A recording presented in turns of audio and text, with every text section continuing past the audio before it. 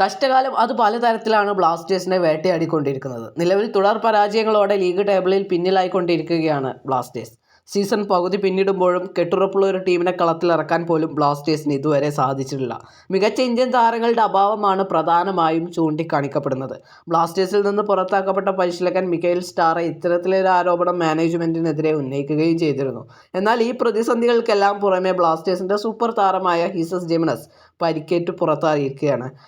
Muhammad അൻസിനെതിരായ മത്സരത്തിനുള്ള team സ്ക്വാഡിൽ താരം ഇടം പിടിച്ചിരുന്നില്ല. പുറത്തുവരുന്ന റിപ്പോർട്ട് പ്രകാരം താരത്തിന് ഹാംസ്ട്രിങ് ഇഞ്ചുറി ആണ് എന്നും ഇനിയുള്ള 2-3 മത്സരങ്ങൾ താരത്തിന് നഷ്ടമാകുമെന്നുമാണ് അറിയാൻ സാധിക്കുന്നത്. എന്തായാലും പ്രതിസന്ധിയിലൂടെ കടന്നുപോകുന്ന ബ്ലാസ്റ്റേഴ്സിന് ജിമനസിന്റെ പരിക്ക് വലിയ തിരിച്ചടി തന്നെയാണ് എന്നതിൽ യാതൊരു സംശയവുമില്ല.